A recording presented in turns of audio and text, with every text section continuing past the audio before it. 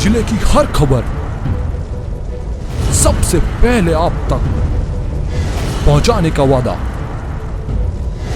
बस यही है एक इरादा। आज ही लगाए अपना Padmesh digital setup box.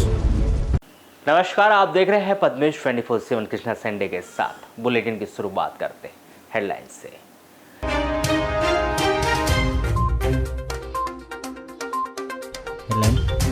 ATM machine में देखने को मिला एक अजीबोगरीब मामला। राशि डालने पर एटीएम से निकल रहे अधिक रुपए। एटीएम मशीन से अधिक रुपए निकालने की जानकारी लगते ही लोगों की लगी भारी भीड़।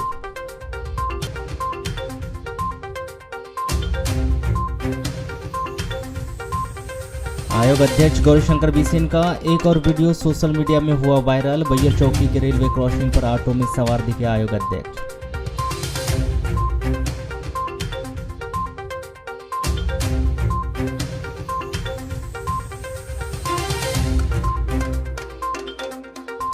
वाराणसी में आयोजित मध्य प्रदेश अंतर्राज्यीय सीनियर महिला कबड्डी चैंपियनशिप के समापन पर मेगा बॉलीवुड नाइट ऑर्केस्ट्रा का किया गया आयोजन। राजपाल यादव ने लूटी महफिल तो गायकों ने बांधा समा।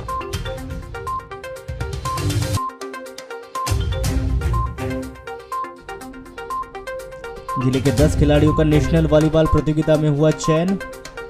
9 जून से 12 जून तक उड़ीसा के भुवनेश्वर में आयोजित होगी नेशनल वॉलीबॉल प्रतियोगिता।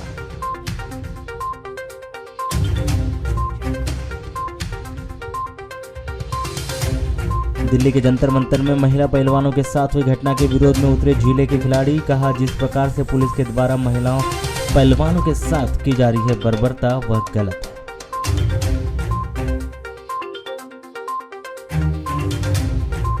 इकतीस मई को जिला स्वास्थ्य विभाग के द्वारा मनाया गया विश्व तंबाकू निषेध दिवस, लेकिन महज औपचारिकता में सिमटा दिवस। तंबाकू का सेवन करने वाले लोगों को रोकने और उन्हें समझाइश देने के लिए ट्रेनी नर्सों को ही किया गया जांच।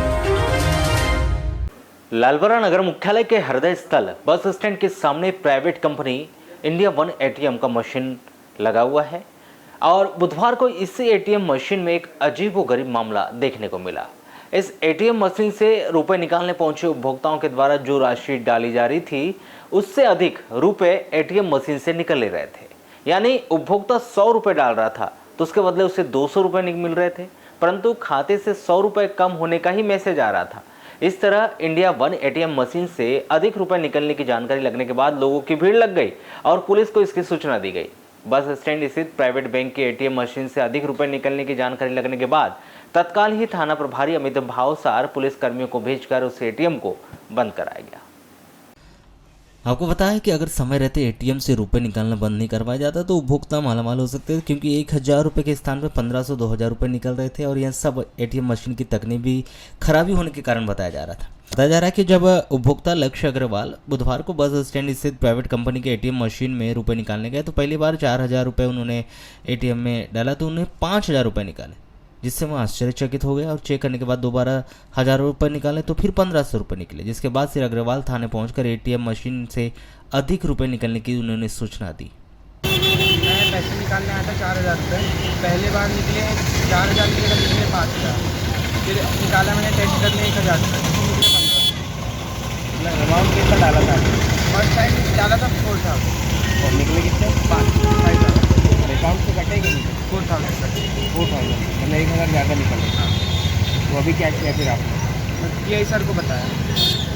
क्या बोल रहे थे? आए सर ने किसी को भेजा था, उन्हें बंद कर दिया।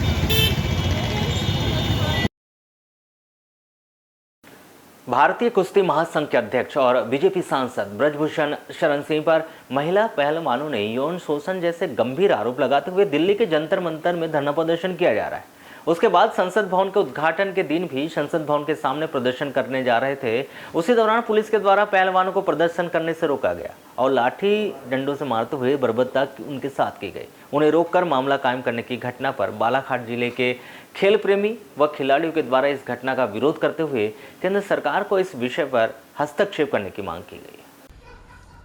भारतीय महिला पहलवानों के द्वारा भारतीय कुश्ती महासंघ के अध्यक्ष और कैसरगंज लोकसभा निर्वाचन क्षेत्र के भारतीय जनता पार्टी के सांसद ब्रजभूषण शरण सिंह, जो कि 6 बार के सांसद रह चुके हैं, उन पर यौन शोषण करने जैसे अन्य गंभीर आरोप लगाते हुए बीते कुछ दिनों से दिल्ली के जंतर मंतर में महिला पहलवानों के द्वारा आरोप पर कार्रवाई नहीं होने को लेकर प्रदर्शन किया जा रहा है। उसके बाद हाल ही में संसद भवन के उद्घाटन पर महिला पहलवानों व उनके समर्थकों के द्वारा यह निर्णय लिया गया था कि संसद भवन के उद्घाटन पर वह संसद भवन के सामने प्रदर्शन करेंगे, जहां पर प्रधानमंत्री मोदी के आने की जानकारी भी प्रदर्शनकारी को लगी थी, पर पुलिस के द्वारा उन्हें संसद भवन के सामने प्रदर्शन करने की अनुमति नहीं दी गई। भारी पुलिस बल तैनात करते हुए महिला पहलवानों सहित प्रदर्शनकारियों को संसद भवन जाने से पहले ही रोक लिया गया, और जिस पर पुलिस के द्वारा बिना अनुमति के प्रदर्शन करने पर महिला पहलवानों व समर्थकों के साथ बर्बरता करते हुए पंडाल को तोड़कर हटा दिया गया। वहीं पहलवानों पर लाठी भी बरसाई गई। इस घटना से जिले ही नहीं बल्कि पूरे देश के खेल प्रेमियों के द्वारा इस घटना का विरोध किया जा रहा है, जिसके चलते बालाघाट जिले में भी खेल प्रेमी और खिलाड़ियों में इस घटना को लेकर काफ़ी आक्रोश है। निश्चित ही दिल्ली में जो जंतर मंतर पे जो आंदोलन चल रहा है, न्यूज़ पे डेली देख रहे हैं, और खिलाड़ी होने के नाते जो उनके साथ दुर्व्यवहार हो रहा है उस पर एक कार्रवाई होना चाहिए, और एक देश के लिए मेडल ला रहे हैं, देश का सम्मान बढ़ा रहे हैं उनके साथ, और सरकार को निश्चित ही साथ आना चाहिए। और कोर्ट के हस्तक्षेप होने के बाद भी कार्रवाई नहीं हो रही है तो थोड़ा गलत है, लेकिन खिलाड़ी के साथ न्यायपूर्वक और जो शांतिपूर्वक धरना कर रहे हैं उसके साथ आने वाले समय में पूरा देश भी समर्थन रहेगा हम खिलाड़ियों का, क्योंकि दिल्ली जैसे शहर में ये कार्रवाई जो हो रही है दिख रहे, पूरा देश दिख रहा है और उस पर न्याय नहीं मिल रहा है, कहीं ना कहीं गलत है जो उनके साथ जो न्यायपूर्वक कार्रवाई का मान सम्मान बढ़ा रहे हैं। जब मेडल लाते हैं तो उनकी मान सम्मान होता है, उनके द्वारा देश के लिए एक बहुत बड़ा गौरव प्राप्त करते हैं। तो ये जो लाठी बरसा रहे हो, शांतिपूर्वक धरना कर रहे हैं, तो सरकार उनके साथ आना चाहिए और तत्काल इस पे कार्रवाई होना चाहिए। बहुत गंभीर मामला है, अपना रेसलर है, अपने महिला खिलाड़ी है, और खेल भावना के साथ एक गलत संदेश जा रहा है कि खिलाड़ियों के साथ ऐसा हो रहा है देश में, तो इसको तत्काल कार्रवाई की जाए। क्या नाम आपका? प्रकाश ठाकुर। दिल्ली में जो घटना हो रही जंतर मंतर में, जो रेसलरों के साथ में रेसलरों ने जो है कुश्ती संघ के अध्यक्ष हैं उन पे आरोप लगाया है यौन शोषण का, जाति का, और इसमें कोर्ट ने भी कहीं ना कहीं हस्तक्षेप किया है, तो आप इस घटना को किस रूप में देखते हैं? आप भी एक खिलाड़ी है चूंकि। सर मैं तो इसे गलत रूप में देखता हूँ। मैं सोचता हूँ कि मैं मानता हूँ कि इसमें कार्रवाई होनी चाहिए। अच्छा, जो जिस प्रकार से सरकार इनका साथ नहीं दे रही है, जो कि जब ये मेडल जीत के लाते हैं तो सरकार इनका बाकायदा मान सम्मान करती है, और अभी जो इनका साथ नहीं दे रही, तो क्या होना चाहिए? सर इससे हम खिलाड़ियों के असर पर डीमोटिवेशन मिलता है, जो उन लोग मेडल लेके आते हैं उससे हम प्रेरित होते हैं, पर अभी जो कार्रवाई नहीं हो रही है इससे हमको गलत संदेश जाता है। जी निश्चित रूप से, जैसे देख रहे हैं आप हमारी एकेडमी में अभी लगभग 60-70 बच्चे कंटिन्यू प्रैक्टिस करते हैं, और ये जो आरोप लगा है पहलवानों के साथ, एक प्रकार से वो भी खिलाड़ी हैं, अपनी हर चीज़ के लिए मुस्तैदी से अपने देश के लिए लड़ते हैं, और निश्चित रूप से इस बार सरकार की लड़ाई उन पहलवानों से जो अपने प्रोफेशन से भी पहलवान है, तो महिला पहलवान भी, पुरुष पहलवान भी, सभी लोग एक समर्थन में उतरे। तो एक खिलाड़ी होने के नाते मैं भी उनका समर्थन करता हूँ, और निश्चित रूप से उनकी माने सरकार को माननी चाहिए। और ये जो जाति हो रही है वहाँ नहीं, पूरे हर जगह हो रही है। जैसा कि अभी आपने देखा होगा, अभी स्टेडियम का भी मुद्दा था, कोई खेल अधिकारी वो भी बच्चों से 100-200 रुपये फीस कंटिन्यू ग्राउंड के अंदर घुसने का भी ले रहे हैं। इस प्रकार से बहुत सी चीज़ें चल रही है, खेलों में अनियमितताएँ चल रही है, तो निश्चित रूप से ध्यान देना होगा शासन को, सरकार को, प्रशासन को। बड़ा दुख का विषय है, यानी आप बालाघाट से लेकर वो दिल्ली तक देखिए जहाँ पे धरना चल रहा है, तो ये सब खिलाड़ी बड़े प्रताड़ित है, खेलने के लिए मैदान नहीं मिलना, किसी को कुछ नहीं मिलना, इस टाइप से हर जगह बड़ी विकट स्थिति है खिलाड़ियों को। निश्चित रूप से हम तो उनके धरने का समर्थन करते हैं, और चाहेंगे कि अगर ऐसी कुछ लड़ाई लड़नी रही तो हम खिलाड़ियों के साथ खड़े होकर लड़ेंगे भी। धन्यवाद। अब देखिए सर, वो किसी भी पार्टी का हो सांसद, चाहे वो भाजपा से हो, कांग्रेस हो, किसी से भी हो, अगर खिलाड़ियों के साथ जो कि हमारे देश का प्रतिनिधित्व करते हैं, अगर उनके साथ गलत हुआ है तो उस पर बिल्कुल कार्रवाई होनी चाहिए, और हमारी सरकार को ये चाहिए कि वो उनकी मांगों को पूरा करे। उनकी जो मांगे हैं कि वो सांसद महोदय और जो उनके प्रेसिडेंट है कुश्ती संघ के, उनके ऊपर कार्रवाई की मांग कर रहे हैं, तो उस कार्रवाई की मांग को सरकार को पूरा करना चाहिए, और उनका खिलाड़ियों का हम सभी को साथ देना चाहिए। मैं भी एक खिलाड़ी हूँ, और इसके नाते मैं भी ये चाहूँगा कि उनके साथ न्याय होना चाहिए। दिया गया, इन पे लाठी बरसाई गई, ये कहाँ तक उचित मानते हैं? नहीं, ये तो सरासर गलत है, ऐसा नहीं होना चाहिए और इस पर ज़्यादा राजनीति भी नहीं होना चाहिए। इसको कोई किसी प्रकार का चुनावी मुद्दा नहीं बनाना चाहिए। अगर उन खिलाड़ियों के साथ गलत हुआ है तो सरकार को चाहिए कि वो उनका साथ दे और जो इस घटनाक्रम पर जो भी लोग आते हैं उस फेस में, उनके ऊपर सख्त से सख्त कार्रवाई सरकार को करनी चाहिए। जो लड़कियों पे, खिलाड़ी लड़कियों पे जो लगाया गया है, वो जो लड़कियों ने बोला गया है, उस पर निष्पक्ष जांच होनी चाहिए और वो देश की शान है, देश के लिए वो लड़कियों ने मेडल जीता हुआ है तो उसका सम्मान करना चाहिए भारत सरकार को। नहीं, इसका ये बहुत ही निंदनीय है। जो पुलिस इस पर डंडे बरसा रही है, इस पर उचित कार्रवाई करके सरकार को ठोस कदम उठाना चाहिए क्योंकि वो हमारे देश का गौरव है। इन्होंने अब हमारे देश को मेडल जिताया है। देश का नाम रोशन करने वाली जो महिला खिलाड़ी हैं, खासतौर से कुश्ती में जिन्हें हमारे देश को गोल्ड मेडल दिलाया, उनके साथ बर्बरतापूर्वक सरकार का रवैया है और इस रवैये से पूरे हिंदुस्तान में खिलाड़ियों में विशेष तौर से खेल प्रेमियों में रोष व्याप्त है। और हमारा ये कहना है कि यदि कोई महिला किसी पर आरोप लगाती है तो आरोप की जांच करना चाहिए और अपराधी को शिकंजों में जाना चाहिए, जेल में जाना चाहिए। अपराधी को बचाने का काम बिल्कुल खिलाड़ियों के लिए बर्दाश्त से बाहर है। अन्यायपूर्ण रवैया है सरकार का और सबको ये चाहते हैं कि ब्रजभूषण को बड़ी सजा मिले और सबसे पहले तो उनको कुश्ती संघ बर्खास्त कर देना चाहिए।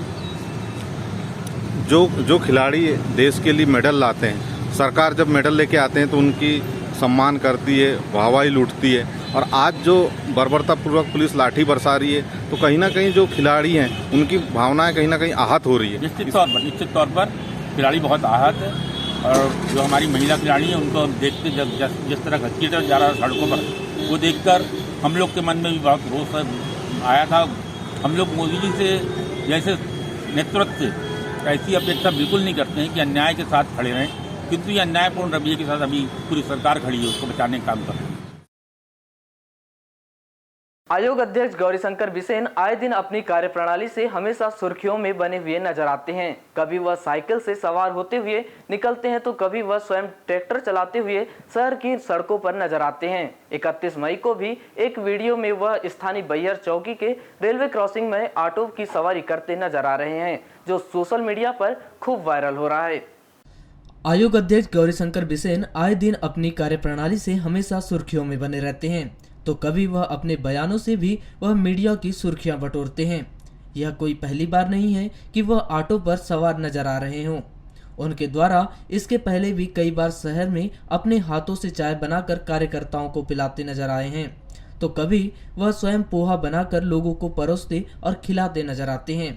ऐसे ही कई बार शहरों के रोडों पर साइकिल चलाते हुए तो कभी ट्रैक्टर चलाते हुए नजर आते हैं। हाल ही में आयोग अध्यक्ष गौरीशंकर बिसेन को खाना बनाते हुए, उसके बाद झाड़ू लगाते हुए भी सोशल मीडिया पर उनकी खूब तस्वीरें वायरल हुई थी। 31 मई को स्थानीय बैहर चौकी रेलवे फाटक पर वह एक ऑटो में ड्राइवर के बाजू वाली सीट पर बैठे हुए नजर आ रहे हैं। यह वीडियो बैहर चौकी रेलवे फाटक के पास का बताया जा रहा है, जहां पर आयोग अध्यक्ष गौरीशंकर बिसेन बैहर रोड की ओर ऑटो पर सवार होकर आते हैं। तभी रेलवे फाटक बंद हो जाता है और किसी राहगीर द्वारा उन्हें इस प्रकार से ऑटो में बैठे हुए वीडियो बनाकर सोशल मीडिया में डाल दिया जाता है और अब यह वीडियो तेजी से सोशल मीडिया पर वायरल हो रहा है। यह वीडियो देखकर लोगों के द्वारा यह अनुमान लगाया जा रहा है कि जिस प्रकार से शहर में सफाई की बागडोर अपने हाथों में लेते हुए आयोग अध्यक्ष गौरीशंकर बिसेन सभी 33 वार्डों में सफाई का महाअभियान चला रहे हैं, उसी को लेकर वह एक चौक से दूसरे चौक जाने के लिए उनके द्वारा ऑटो का सहारा लिया जा रहा होगा, क्योंकि आयोग अध्यक्ष सुबह से ही शहर के 33 वार्डों में सफाई की व्यवस्था का जायजा लेने सुबह 7 बजे से ही निकल जाते हैं, जिसमें उनके द्वारा एक दिन में 2 से 3 वार्डों की सफाई व्यवस्थाओं का जायजा लिया जाता है। उसी के दौरान आयोग अध्यक्ष गौरीशंकर बिसेन के द्वारा एक वार्ड से दूसरे वार्ड जाने के लिए ऑटो का सहारा लिया गया होगा।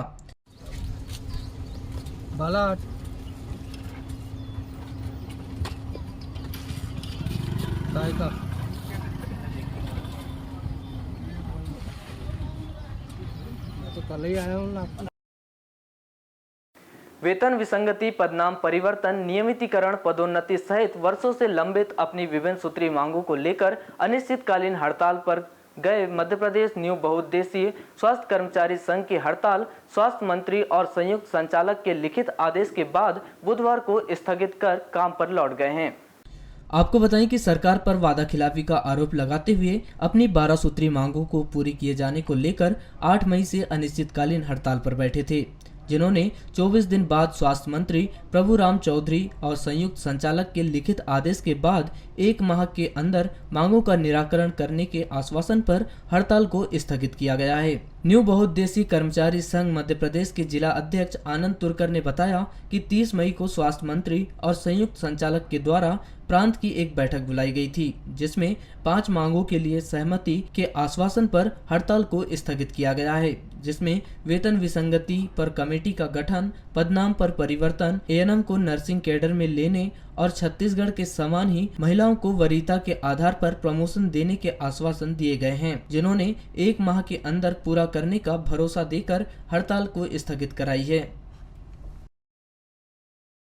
जिला मुख्यालय से करीब 5 किलोमीटर दूर भरवेली थाना क्षेत्र के अंतर्गत आने वाले ग्राम बघोली में 12 फरवरी 2022 को एक 4.5 वर्षीय बालक के आंगनबाड़ी से गुम हो जाने का मामला प्रकाश में आया था, जहां 2 दिनों तक चली खोजबीन के बाद 14 फरवरी 2022 को मासूम राजवीर का शव आंगनबाड़ी के पास एक नाले से बरामद किया था। इस पूरे मामले को लेकर मृतक राजवीर के पिता विनोद लिल्लारे ने बच्चे का अपहरण कर उसकी हत्या कर नरबली दिए जाने का मामला बताया गया और इसी विषय में उन्होंने एसपी कार्यालय में ज्ञापन सौंपा है। इस पूरे मामले को मृतक राजवीर के पिता विनोद लिल्लारे ने बच्चे का अपहरण कर उसकी हत्या कर नरबली दिए जाने का मामला बताया, जहां उन्होंने इस मामले में पुलिस के द्वारा पूर्व में की गई कार्रवाई पर असंतोष व्यक्त करते हुए मामले से जुड़े बीसरा जांच रिपोर्ट अब तक न आने पर नाराजगी व्यक्त की, जिन्होंने मामले में कार्रवाई न होने की बात करते हुए सागर से आने वाली बीसरा जांच रिपोर्ट देने और हत्या नरबली के एंगल से इस पूरे मामले की जांच कर आरोपियों की तत्काल ही गिरफ्तारी किए जाने की मांग की। यह 1 साल का केस हो गया, बच्चा आंगनबाड़ी से गायब हुआ था, तो इसका रिपोर्ट हमको अभी तक नहीं दी जा रही है और क्या बोलते हैं, मैं रिपोर्ट के लिए बहुत परेशान हो चुका हूँ। मेरे बच्चे की ऐसा लगता है कि हत्या की गई है। कोई रिपोर्ट पीएम रिपोर्ट है क्या आपके पास? पीएम रिपोर्ट नहीं है, वो पिछला रिपोर्ट। क्या बोलते हैं अधिकारी लोग? के समय एसपी बोल रहे थे कि इसकी डाइटम रिपोर्ट आएगी तभी क्लियर होगा, तो क्या डाइटम रिपोर्ट की कॉपी है आप लोगों के पास, मिली है क्या है? नहीं मिली है, डाइटम रिपोर्ट की बात नहीं मिली। साहब क्या बोलते हैं? आपका क्या कहना है? मेरा कहना है कि ये मेरे बच्चे की हत्या की गई है। अभी तक 1 साल हो गया, रिपोर्ट नहीं आई है, बोलते हैं कि आ जाएगी। 1 साल से यात्रियों को हो रही परेशानी को देखते हुए रेल विभाग से लगातार मांग की जा रही थी कि गोंदिया से जबलपुर के बीच डबल लाइन हो जाए, ताकि बड़ी संख्या में यात्री ट्रेनों की आवाजाही हो तथा इस मार्ग पर भी यात्री ट्रेनें बेरोक चलती रहे। गोंदिया से जबलपुर के बीच डबल लाइनिंग कार्य के लिए आदेश जारी हो जाने की जानकारी सामने आई है। रेलवे महाप्रबंधक के नाम से जो पत्र सोशल मीडिया में जमकर वायरल हो रहा है।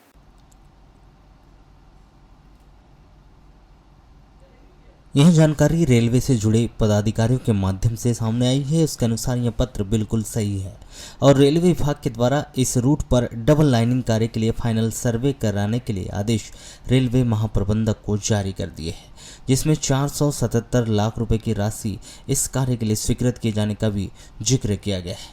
पूरी संभावना बन रही है कि जल्द ही डबल लाइनिंग कार्य के लिए फाइनल सर्वे होगा और उस कार्य के बाद डबल लाइन के लिए कार्य शुरू हो जाएगा। इस संबंध में दूरभाष पर चर्चा करने में सांसद ढाल सिंह बिश्न ने बताया कि गोंदिया से जबलपुर के बीच रूट पर डबल लाइनिंग के लिए काफ़ी समय से प्रयास किया जा रहा था। इसके लिए उनके द्वारा पिछले दिनों रेलवे बोर्ड के लोगों से व रेलवे अधिकारी से बात भी की गई थी, जिसके परिणाम स्वरूप यह पत्र मिला है। इसे जिले के लिए अच्छी खबर भी कहा जा सकता है। यह भी कह सकते हैं कि जल्द ही गोंदिया से जबलपुर के बीच डबल रेलवे लाइन हो गई और इसका लाभ सीधे सीधे जिले की जनता को मिलेगा। जहां एक और शासन प्रशासन जन सामान्य की शिकायतों के लिए जन प्रकोष्ठ का गठन कर जन सेवा शिविर लगाकर उनकी समस्याओं का निराकरण कर रही है, तो वहीं दुर्भाग्य की बात है कि जमीन से जुड़े मामले, सीमांकन और नामांतरण का कार्य अभी भी नहीं हो पा रहा है। जिससे हितग्राही तहसील कार्यालयों के चक्कर काटने को मजबूर हैं। जो प्रतिदिन तहसील कार्यालय के चक्कर काटने को मजबूर हैं। सीमांकन करवाने आए लोगों ने बताया कि 1 माह से अधिक समय बीत जाने के बाद भी अब तक सीमांकन कार्य नहीं हो पाया है। उन्होंने यह भी बताया कि पटवारी द्वारा राजस्व अधिकारी इस मामले में सहयोग नहीं कर रहे हैं, जिसके चलते अभी तक सीमांकन का कार्य नहीं हो पाया है। अच्छा, यहाँ पर क्यों आए थे?